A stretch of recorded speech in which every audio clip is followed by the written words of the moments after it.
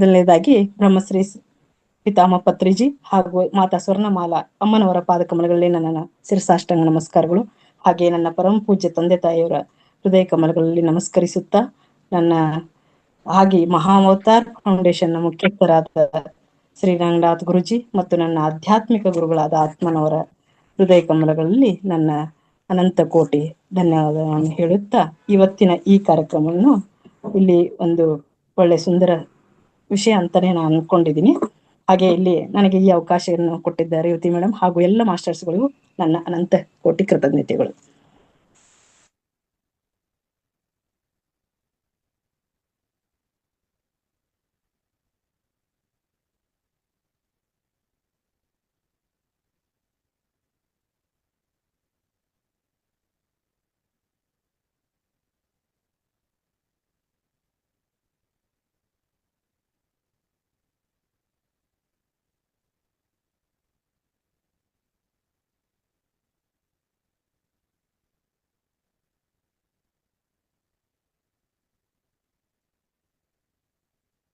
Shailaja ma'am,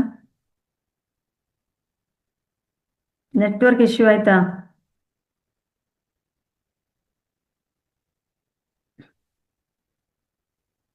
Shailaja ma'am, ಯಾಕೋ problem ಆಗ್ತಾ ಇದೆ ನೆಟ್ವರ್ಕ್. ನೋಡಿ ಮ್ಯಾಮ್, ಕೇಳಿಸ್ತಾ ಇದೆಯಾ? ಕಾಣ್ತಾ ಇದೆ, ನಿಮ್ ವಾಯ್ಸ್ ಕೇಳ್ತಾ ಇರ್ಲಿಲ್ಲ. ಬೇಕಾದ್ರೆ ಇದು ವಿಡಿಯೋ ಆಫ್ ಮಾಡ್ಕೊಳ್ಳಿ. ಅದೇ ಕಾಲ್ ಇದು ಮಾಡಿದೆ. ಮತ್ತೆ ಇವಾಗ ನೋಡಿ ಕ್ಲಿಯರ್ ಆಗಿದೆ ಮ್ಯಾಮ್? ಕ್ಲಿಯರ್ ಇದೆ. ಭಾರತೀಯ ಜೀವನ ಪದ್ಧತಿ ಅಂದ್ರೆ ಇಲ್ಲಿ ಭಾರತದ ಸಂಸ್ಕೃತಿ, ಪರಂಪರೆ ಹಾಗೂ ನೈತಿಕ ಮೌಲ್ಯಗಳು, ಜೀವನದ ತತ್ವಗಳ ಆಧಾರದ ಮೇಲೆ ಒಂದು ರೂಪುಗೊಂಡ ಜೀವನ ಶೈಲಿ ಅಂತ ನಾವು ಹೇಳ್ಬಹುದು. ಹಾಗೆ ಇಲ್ಲಿ ದೈಹಿಕವಾಗ್ಲಿ, ಮಾನಸಿಕವಾಗಿ, ಸಾಮಾಜಿಕವಾಗಿ ಮತ್ತು ಆಧ್ಯಾತ್ಮಿಕವಾಗಿ ಪ್ರತಿಯೊಂದಕ್ಕೂ ತುಂಬಾನೇ ಮಹತ್ವ ಕೊಡ್ತಾ ಇದೆ ಭಾರತೀಯ ಜೀವನ ಪದ್ಧತಿ. ಈಗ ನಮ್ಮ ಇಡೀ ಜಗತ್ತಲ್ಲೇ ನಮ್ಮ ಭಾರತ ದೇಶ ಒಂದು ಅಂದ್ರೆ ನಾವು ತೋರಿಸ್ಬೋದು ಕೈ ಮಾಡಿ ನಮ್ಮ ದೇಶ ಎಷ್ಟು, ನಮ್ಮ ದೇಶದಲ್ಲಿ ನಾವಿದೀವಿ, ಭಾರತ ದೇಶದಲ್ಲಿ ನಾವು ಇದೀವಿ, ಜನ್ಮ ತಾಳಿದೀವಿ ಅನ್ನೋದೇ ಒಂದು ಹೆಮ್ಮೆ ಪಡುವ ವಿಷಯನೇ. ಯಾಕಂದ್ರೆ ಏನ್ ಸಿಗೋಲ್ಲ ಇಲ್ಲಿ ಎಲ್ಲವೂ ಸಿಗುತ್ತೆ. ಪ್ರತಿಯೊಂದು ಜ್ಞಾನ ಹಿಡ್ಕೊಂಡು ಪ್ರತಿಯೊಂದು ಪದ್ಧತಿ. ಈಗ ವಿದೇಶಿಗರೇ ನಮ್ಮ ದೇಶಕ್ಕೆ ಯಾವ್ದ್ಯಾವ್ದು ಪ್ರತಿಯೊಂದು ವಿಷಯಗಳಿಗೆ ಎಲ್ಲ ಕಲಿತ್ಕೊಳ್ಳಕ್ಕೆ ಇಲ್ಲಿ ವಾಪಸ್ ದಾಪಕಾಲ್ ಇಡ್ತಾ ಇದ್ದಾರೆ. ಮುಂಚೆ ಹೆಂಗಿತ್ತು, ಭಾರತೀಯರು ಹೋಗಿ ವಿದೇಶದಲ್ಲಿ ಕೆಲಸಗಳನ್ನು ಮಾಡ್ತಾ ಇದ್ವಿ. ಬಟ್ ಇವಾಗ ಅದು ಹೆಂಗ ಆಗ್ತಾ ಇದೆ ಅಂದ್ರೆ, ಈ ದುಡ್ಡು ಯಾವುದು ಮುಖ್ಯ ಅಲ್ಲ, ಮನುಷ್ಯನಿಗೆ ನೆಮ್ಮದಿ ಮುಖ್ಯ. ಆ ನೆಮ್ಮದಿಗೆ ಬೇಕಾದ ಎಲ್ಲ ಸಿಗುವುದು ನಮ್ಮ ಭಾರತ ದೇಶದಲ್ಲಿ ಮಾತ್ರ ಅಂತ ನಾವು ಹೆಮ್ಮೆಯಿಂದ ಹೇಳಬಲ್ಲೆವು. ಹಾಗಾಗಿ ಇಲ್ಲಿ ನಾನಂದ್ರೆ ಇಲ್ಲಿ ಅಂದ್ರೆ ಮೇನ್ ಇದರ ತಳಪಾಯಿ ಏನಿದೆ ನಮ್ಮ ಭಾರತ ದೇಶದ್ದು, ಅಹಿಂಸೆ ಜೀವನ ಪದ್ಧತಿಯಲ್ಲಿ. ಇಲ್ಲಿ ಜೈನ, ಬೌದ್ಧ, ಪಾತಂಚಲ ಯೋಗ ದರ್ಶನ ಮುಂತಾದ ಎಲ್ಲರಲ್ಲೂ ಮುಖ್ಯವಾಗಿ ನಾವು ಯಮ ನಿಯಮಗಳಲ್ಲಿ ಮೊದಲನೆಯದಾಗಿ ಹಾಗೂ ಕೊನೆಯದಾಗಿ ಗೋಚರಿಸುವುದು ಅಹಿಂಸೆಯೇ. ಹಾಗಾಗಿ ಭಾರತೀಯ ಒಂದು ಜೀವನ ಪದ್ಧತಿಯಲ್ಲಿ ಎಡೆಬಿಡದೆ ಹಾಸು ಹೊಕ್ಕಾಗಿರುವ ಅಹಿಂಸೆಯ ದರ್ಶನ ಪಾಶ್ಚಾತ್ಯ ಜೀವನ ಪದ್ಧತಿಯಲ್ಲಿ ಕಂಡು ಬರುವುದಿಲ್ಲ. ಹಾಗಾಗಿ ಇಲ್ಲಿ ನಾವು ಅಹಿಂಸೆ ಅನ್ನೋ ಒಂದು ಶಬ್ದವನ್ನ ನಾವು ತಿಳ್ಕೊಬೇಕಾಗಿದೆ. ಯಾಕಂದ್ರೆ ಅಲ್ಲಿ ನಾವು ಇಲ್ಲಿ ಹೆಂಗೆ ಅಂದ್ರೆ ಪ್ರತಿಯೊಂದು ಮನುಷ್ಯನಲ್ಲಿ ದಯೆ, ಪ್ರೀತಿ, ಕರುಣೆ, ಮಮತೆ ಮುಂತಾದ ಭಾವನೆಗಳು ಜೀವನದಲ್ಲಿ ಖಂಡಿತವಾಗಿ ಇದ್ದೇ ಇವೆ. ಅದನ್ನ ನಾವು ಇಲ್ಲದ ಮನುಷ್ಯನಲ್ಲೂ ಇವಾಗ ಅದನ್ನ ಬದಲಾವಣೆ ರೂಪದಲ್ಲಿ ಕಾಣಸಿಗ್ತಾ ಇದೆ. ಹಾಗಾಗಿ ಇಲ್ಲಿ ಅಹಿಂಸೆಗೆ ಆಸ್ಪದ ಎಲ್ಲಿ ಅಂತ ನಾವೇ ಪ್ರಶ್ನೆ ಹಾಕೋಬಹುದಲ್ವಾ. ಹಾಗೆ ಇಲ್ಲಿ ಕಾಯೇನ ವಾಚ ಮನಸ ಯಾವುದೇ ಜೀವಿಗಳಿಗೂ ಒಂದು ತೊಂದರೆ ಕೊಡದಿರೆ ಅಹಿಂಸೆ ಕೊಡದಿರುವುದು ಅನ್ನೋದೇ ಒಂದು ಅಹಿಂಸೆಯ ತತ್ವ ಆಗುತ್ತೆ. ಹಾಗೆ ಇಲ್ಲಿ ಪ್ರಾಣಿ ಪಕ್ಷಿಗಳಿಗಾಗ್ಲಿ, ಕ್ರಿಮಿಕೀಟಗಳಿಗಾಗ್ಲಿ, ಮನುಷ್ಯರಿಗೆ ಶರೀರಕ್ಕೆ ನೀಡುವುದು ಯಾವುದೇ ಒಂದು ಹಿಂಸೆನೇ ಆಗುತ್ತೆ. ಹಾಗಾಗಿ ಶಾರೀರಿಕವಾಗಲಿ ಅದು ಮನಸ್ಸಿಗಾಗಲಿ ನೋವುನ್ನುಂಟು ಮಾಡದಿರುವುದು ಅಹಿಂಸೆಯಾಗುತ್ತದೆ. ಹಾಗಾಗಿ ಮಹತ್ವ ಇಲ್ಲಿ ಏನಂದ್ರೆ, ಸೂಕ್ಷ್ಮವಾದ ಪ್ರಾಣಿ ಪಕ್ಷಿಗಳಿಗೂ ಮಗುವಿನಿಂದ ಹಿಡಿದು ವಯೋವೃದ್ಧದವರೆಗೂ ನೋವನ್ನುಂಟು ಮಾಡದಿರುವುದು ನಮ್ಮ ಅಹಿಂಸೆಯ ಮೂಲ ತತ್ವ ಅಂತ ಹೇಳ್ಬಹುದು. ಹಾಗೆಯೇ ನಾವು ಹತ್ತಿರವಿರಲಿ, ದೂರದಲ್ಲಿರಲಿ, ಯಾರಿಗೂ ಯಾವ ಕಾಲದಲ್ಲೂ ನಾವು ನೋವನ್ನುಂಟು ಮಾಡದಿರುವುದೇ ಅಹಿಂಸೆಯಾಗುತ್ತದೆ. ಹಾಗೆ ಇಲ್ಲಿ ಮುಂದೆ ಒಂದು ಚಿಕ್ಕದಾಗಿ ಒಂದು ಕತೆ ಹೇಳ್ತೀನಿ.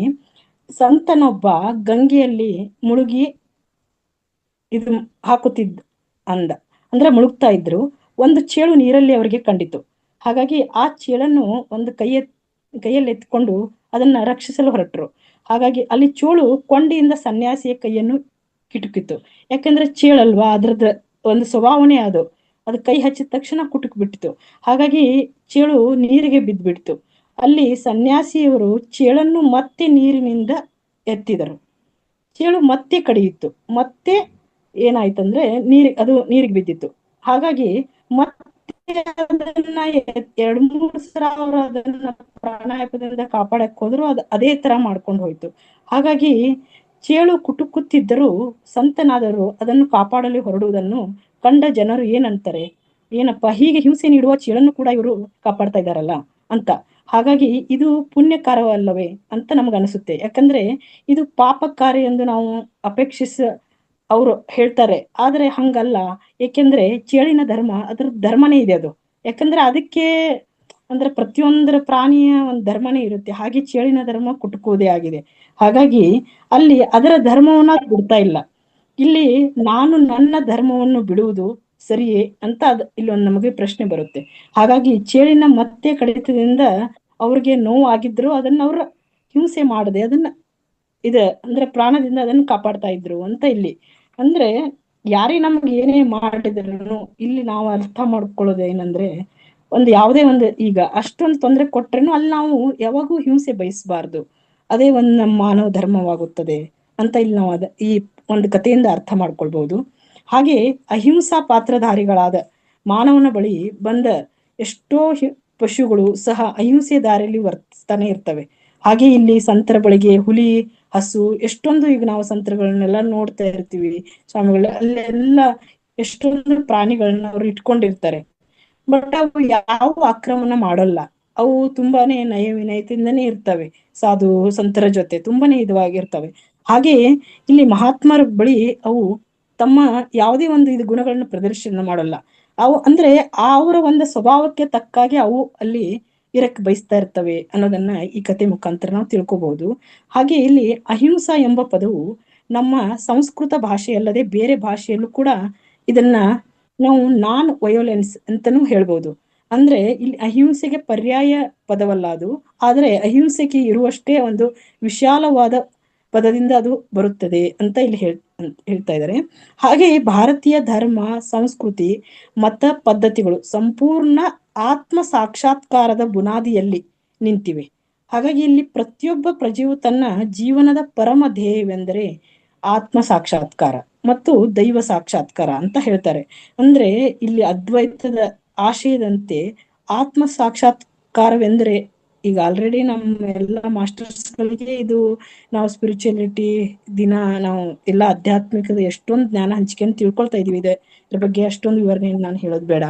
ಅಂದ್ರೆ ಆತ್ಮ ಪರಮಾತ್ಮರಲ್ಲಿ ಭೇದವಿಲ್ಲ, ಆತ್ಮನೇ ಪರಮಾತ್ಮ, ಆತ್ಮ ಸಾಕ್ಷಾತ್ಕಾರವೇ ನಮ್ಮ ಜೀವನದ ಗುರಿ ಅನ್ನೋದನ್ನ ನಾವು ಅರ್ಥ ಮಾಡ್ಕೊಂಡಿದೀವಿ. ಹಾಗೆ ಇಲ್ಲಿ ಸುಮಾರು ಪಂಥಗಳಿವೆ ನಮ್ಮಲ್ಲಿ.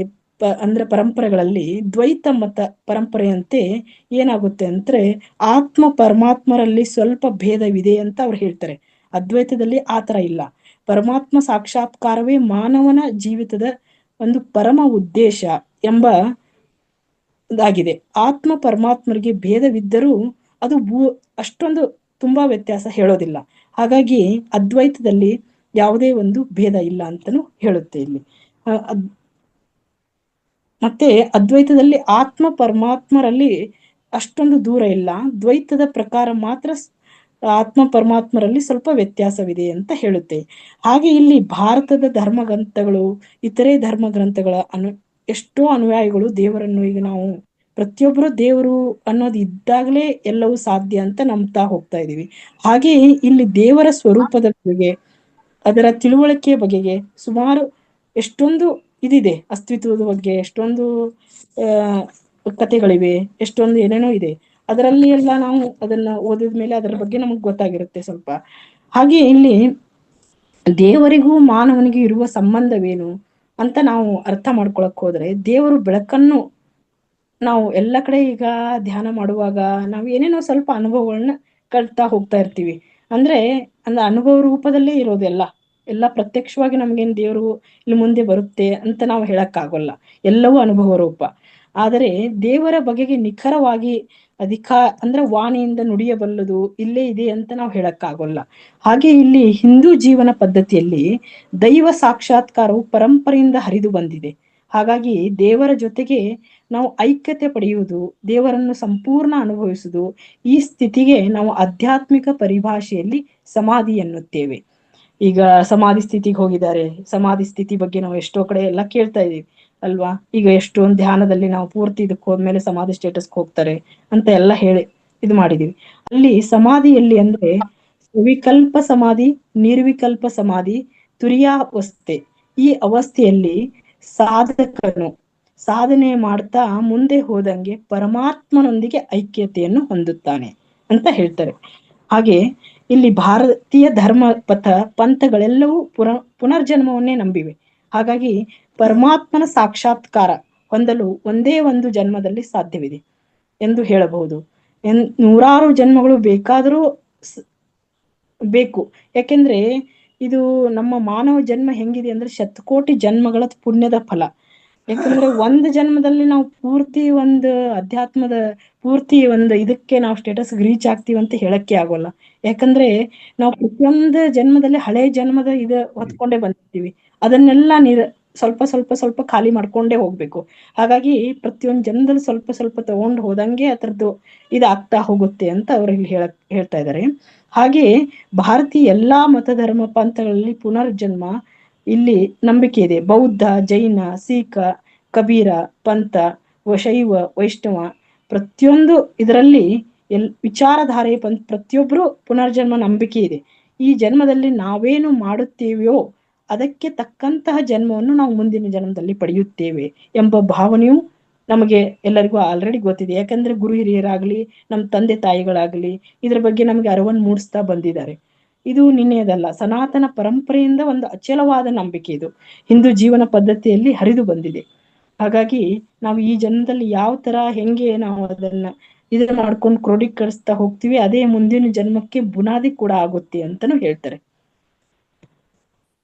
ಹಾಗೆ ಇಲ್ಲಿ ಮತ್ತೊಂದು ಪುನರ್ಜನ್ಮದ ಬಗ್ಗೆ ಹೇಳ್ಬೇಕಂದ್ರೆ, ಇಲ್ಲಿ ವಿದೇಶಿಯರು ಕೂಡ ಒಂದು ಪ್ರಶ್ನೆ ಮಾಡಿದ್ರಂತೆ ಭಾರತೀಯರಿಗೆ, ಇದರಲ್ಲಿ ಏನಾದ್ರೂ ಪುರಾವೆಗಳಿದೆಯಾ ನಿಮಗೆ ಅಂತ ಕೇಳಿದಾಗ, ಇಲ್ಲಿ ಈಗ ಮನುಷ್ಯ ಸತ್ತ ನಂತರ ದೇಹವನ್ನು ಬೆಂಕಿಗೆ ಹಾಕುತ್ತಾರಲ್ವಾ, ಅಲ್ಲಿ ಎಲ್ಲಿಗೆ ಹೋಗುತ್ತದೆ, ಅದು ಹೇಗೆ, ಇದಕ್ಕೆಲ್ಲ ಆಧಾರವೇನು ಎಂಬ ಆಯಾಮದಿಂದ ಇದನ್ನು ಪರೀಕ್ಷಿಸ್ತಿದ್ದೀರಿ ಅಂತ ಅಮೆರಿಕನ್ನರು ಭಾರತೀಯರಿಗೆ ಕೇಳಿದ್ರಂತೆ. ಅದಕ್ಕೆ ಇಲ್ಲಿ ಭಾರಿ ಶ್ರೀಮಂತರ ಮನೆಯಲ್ಲಿ ಒಂದು ಮಗು ಹುಟ್ಟಿತು.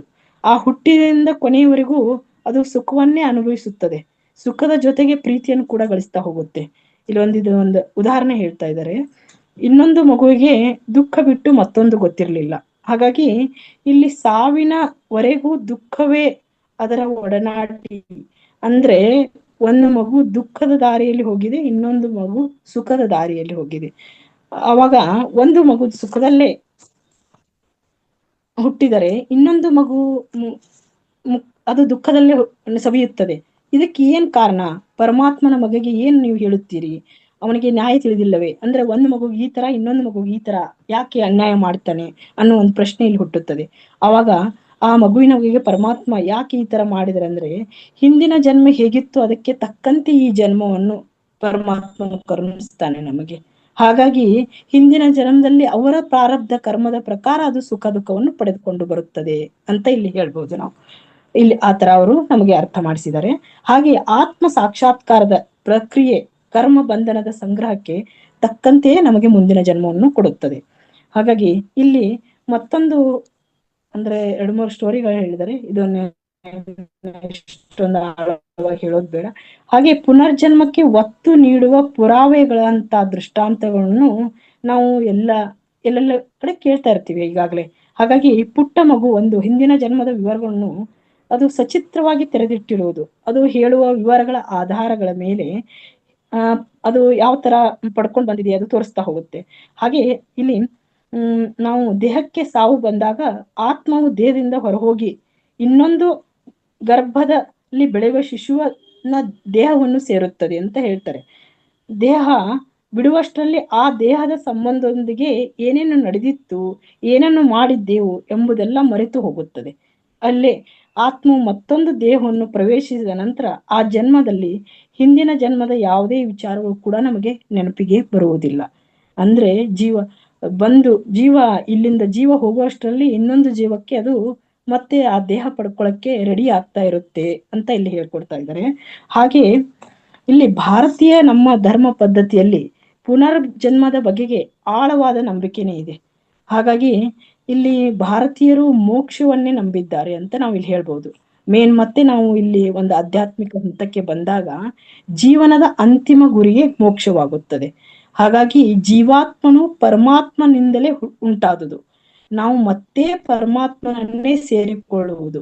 ಹಾಗಾಗಿ ಅಲ್ಲಿ ಮತ್ತೆ ಜನನವಿಲ್ಲ, ಇಲ್ಲಿ ಮೋಕ್ಷವೇ ಎನ್ನುತ್ತಾರೆ. ಅಂದ್ರೆ ಕರ್ಮ ಬಂಧನ ಇರುವವರೆಗೂ ಮೋಕ್ಷ ನಮಗೆ ಪ್ರಾಪ್ತಿಯಾಗುವುದಿಲ್ಲ. ಕರ್ಮ ಬಂಧನಕ್ಕೆ ಒಳಗಾಗದವರು ಪುನರಪಿ ಜನನಂ ಪುನರಪಿ ಮರಣಂ ಹೊಂದಲೇಬೇಕು. ಅಂದ್ರೆ ಮತ್ತೆ ಮತ್ತೆ ಹುಟ್ಟತಾ ಇರ್ಬೇಕು, ಮತ್ತೆ ಮತ್ತೆ ಇದಾಗ್ತಾನೆ ಇರಬೇಕು. ಇದು ಒಂಥರ ಸೈಕಲ್ ತರಾನೇ ಆಗ್ತಾ ಇರುತ್ತೆ. ಕರ್ಮ ಬಂಧನದಿಂದ ಬಿಡುಗಡೆ ಹೊಂದಿರಬೇಕು. ಮನಸ್ಸು ಯಾವತ್ತು ಧ್ಯಾನ ಮಾಡಿ ಸಂಪೂರ್ಣ ಆತ್ಮ ಸ್ವರೂಪಿಯಾಗುತ್ತಾ ಹೋಗುತ್ತದೋ ಅವಾಗ ಆತ್ಮ ತತ್ವನ್ನೇ ಅಲ್ಲಿ ಪಡಿತಾ ಹೋಗುತ್ತದೆ. ಪ್ರತಿಯೊಬ್ಬ ಮನುಷ್ಯನ ನಮ್ಮ ಅಂತಿಮ ಗುರಿಯೇ ಮೋಕ್ಷ ಆದಾಗ ಅಲ್ಲಿ ಧರ್ಮ, ಪಂಥ, ದೈವ ಸಾಕ್ಷಾತ್ಕಾರ, ಪುನರ್ಜನ್ಮ, ಮೋಕ್ಷ ಈ ವಿಷಯಗಳ ಕುರಿತು ಎಷ್ಟೋ ಕಡೆ ಸುದೀರ್ಘ ಚರ್ಚೆಗಳು ಕೂಡ ನಡೀತಾನೆ ಇವೆ. ಇಲ್ಲಿ ನಮ್ಮ ಭಾರತೀಯ ನಿಮಗೆ ನಮ್ಮೆಲ್ಲರಿಗೂ ಗೊತ್ತಿರೋದೇ ಚಿರಪರಿಚಿತ. ಅಂದ್ರೆ ಸ್ವಾಮಿ ವಿವೇಕಾನಂದರು ಚಿಕಾಗೋದಲ್ಲಿ ಒಂದು ದೊಡ್ಡ ನಮ್ಮ ಭಾರತೀಯ ಪರಂಪರೆ ಬಗ್ಗೆ ಒಂದು ದೊಡ್ಡ ಸ್ಪೀಚ್ನೇ ಕೊಟ್ಟಿದ್ರು. ಅದು ಸುಮಾರು 42 ಗಂಟೆಗಳ ನಿರಂತರವಾದ ಒಂದು ಇದಿತ್ತು ಚರ್ಚೆ.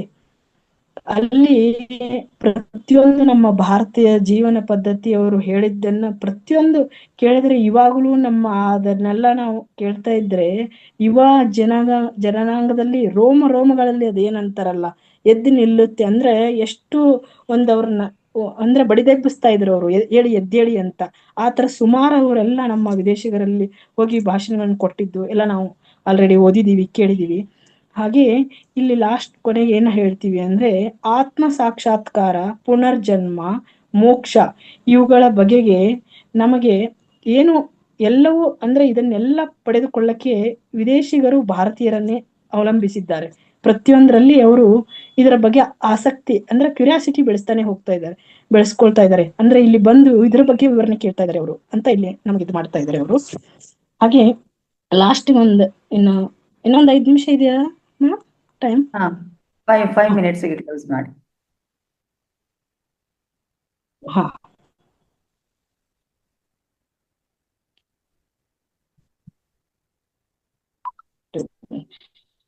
ಲಾಸ್ಟ್ ನಾವ್ ಇಲ್ಲಿ ಏನಂದ್ರೆ ಈ ಭಾರತೀಯ ಜೀವನ ಪದ್ಧತಿ ಮುಖ್ಯ ಅಂಶಗಳಾಗಿ ನಾವು ಇಲ್ಲಿ ಇಷ್ಟು ನಾನು ಹೇಳಿದೆ. ಈಗ ಮೇನ್ ಅಂದ್ರೆ ಈ ಪುನರ್ಜನ್ಮ, ಮೋಕ್ಷ ಇದೆಲ್ಲ ಇಷ್ಟು ಅಂಶಗಳನ್ನ ನಾನು ಇದು ಮಾಡ್ಕೊಂಡಿದ್ದೀನಿ. ಧರ್ಮ ಮತ್ತು ನೈತಿಕತೆ ಅಂದ್ರೆ ಸತ್ಯ, ಅಹಿಂಸೆ, ಪ್ರಾಮಾಣಿಕತೆ, ಕರುಣೆ ಮತ್ತು ಕರ್ತವ್ಯ ಪಾಲನೆಗೆ ನಾವು ಆದ್ಯತೆಯನ್ನು ಕೊಡಬೇಕು. ಹಾಗೆ ಕುಟುಂಬ ವ್ಯವಸ್ಥೆ, ಕುಟುಂಬದ ಸದಸ್ಯರ ನಡುವೆ ಪ್ರೀತಿ, ಗೌರವ, ಸಹಕಾರ ಮತ್ತು ಹಿರಿಯರಿಗೆ ಮಾನ್ಯತೆ. ಹಾಗೆ ಯೋಗ ಮತ್ತು ಧ್ಯಾನ, ಆರೋಗ್ಯಕರ ನಮ್ಮ ಜೀವನಕ್ಕಾಗಿ ನಾವು ಯೋಗ, ಪ್ರಾಣಾಯಾಮ, ಧ್ಯಾನ ದಿನನಿತ್ಯ ಅಳವಡಿಸಿಕೊಳ್ಳೋದಂತೂ ನಮ್ಮೆಲ್ಲರಿಗೂ ಗೊತ್ತಿರೋ ವಿಷಯ. ಅದು ನಿರಂತರವಾದಷ್ಟು ನಮಗೆ ಇನ್ನಷ್ಟು ಅದರದ್ದು ನಾವು ಉಪಯೋಗಗಳನ್ನ ಪಡ್ಕೊಂಡೇ ಹೋಗ್ತಾ ಇರ್ತೀವಿ. ಹಾಗೆ ಈಗ ಮಧುರಾ ಮೇಡಮ್ ಹೇಳ್ದಂಗೆ ಆಹಾರ ಪದ್ಧತಿ ತುಂಬಾ ಒಂದು ಒಳ್ಳೆಯ ಪೌಷ್ಟಿಕ, ಸಮತೋಲಿತ ಮತ್ತು ಋತುಮಾನಕ್ಕೆ ಅನುಗುಣವಾಗಿ ಆಹಾರ ಸೇವನೆಯಿಂದ ನಮ್ಮ ಆರೋಗ್ಯವನ್ನು ನಾವು ಕಾಪಾಡಿಕೊಳ್ಬಹುದು. ಹಾಗೆ ಪ್ರಕೃತಿಯ ಗೌರವ ಅಂದ್ರೆ ಪ್ರಕೃತಿಯಲ್ಲಿ ಬೆರೆಯುವುದು, ಮರಗಳು, ನದಿಗಳು, ಪ್ರಾಣಿಗಳು ಹಾಗೂ ಪರಿಸರವನ್ನು ಕಾಪಾಡುವ ಒಂದು ಮನೋಭಾವ ಕೂಡ ನಮ್ಮಲ್ಲಿ ಬರಬೇಕಾಗುತ್ತದೆ. ಹಾಗೆ ಇಲ್ಲಿ ನಮ್ಮ ಭಾರತೀಯ ಪದ್ಧತಿಯಲ್ಲಿ ಮತ್ತೊಂದು ನಾವು ಕಾಣಬಹುದು, ಹಬ್ಬಗಳು ಮತ್ತು ಸಂಪ್ರದಾಯಗಳು. ವಿವಿಧ ಧರ್ಮ ಮತ್ತು ಸಂಸ್ಕೃತಿಯ ಹಬ್ಬಗಳನ್ನು ಆಚರಿಸುವ ಮೂಲಕ ಕೂಡ ನಾವು ಏಕತೆ ಮತ್ತು ಸಹಬಾಳ್ವವನ್ನು ಬೆಳೆಸಿಕೊಳ್ಳಬಹುದು. ಅದೇ ತರ ವಸುದೈವ ಕುಟುಂಬಕಂ ತತ್ವ, ಇಡೀ ವಿಶ್ವವೇ ಒಂದು ಕುಟುಂಬ ಎಂಬ ಉದಾತ್ತ ಚಿಂತನೆಯನ್ನು ನಾವು ಬೆಳೆಸ್ಕೊಳ್ತಾ ಹೋದಲ್ಲಿ ನಮ್ಮ ಮನಸ್ಸಲ್ಲಿ ಯಾವುದೇ ಹಿಂಸೆಗೆ ಆಸ್ಪದನೇ ಬರಲ್ಲ. ಯಾವಾಗಲೂ ಮನಸ್ಸು ಪ್ರಫುಲ್ಲಿತವಾಗಿ ಸಂತೋಷವನ್ನು ನಾವು ಎಲ್ಲದರಲ್ಲೂ ಕಾಣಬಹುದು. ಹಾಗೆ ಇದರೆಲ್ಲ ಒಟ್ಟಾರೆ ನಾವು ಏನ್ ಸಾರಾಂಶ ಹೇಳಕ್ಕೆ ಅಂದ್ರೆ ನಮ್ಮ ಭಾರತೀಯ ಜೀವನ ಪದ್ಧತಿಯಲ್ಲಿ ಆರೋಗ್ಯಕರ ದೇಹ, ಶಾಂತ ಮನಸ್ಸು, ಸದ್ಗುಣಯುಕ್ತ ನಡವಳಿಕೆ ಮತ್ತು ಸಮಾಜದೊಂದಿಗೆ ಸೌಹಾರ್ದತೆ ಇರುವ ಒಂದು ಜೀವನ ನಡೆಸಲು ಪ್ರೇರೇಪಿಸುವ ಸಮಗ್ರ ಜೀವನ ವಿಧಾನವಾಗಿದೆ ಅಂತ ಹೇಳ್ಬಹುದು. ಇಷ್ಟು ಒಂದು ಇದನ್ನ ನಾನು ರೆಡಿ ಮಾಡ್ಕೊಂಡಿದ್ದ ವಿಷಯವನ್ನ ನಿಮ್ ಮುಂದೆ ಇದು ಮಾಡಿದ್ದೀನಿ. ಇದರಲ್ಲಿ ಎಷ್ಟು ಇದೆ ಅನ್ನೋದು ಇದು ಮಾಡ್ಬೇಕು ಅಷ್ಟೇ. ಈ ಅವಕಾಶವನ್ನ ನನಗೆ ಕೊಟ್ಟಿದ್ದಕ್ಕೆ ರೇವತಿ ಮೇಡಮ್ ಹಾಗೆ ಎಲ್ಲ ಮಾಸ್ಟರ್ಸ್ಗಳು ನನ್ನ ಪರವಾಗಿ ಅನಂತ ಕೋಟಿ ಧನ್ಯವಾದಗಳು. ನಮಸ್ತೆ.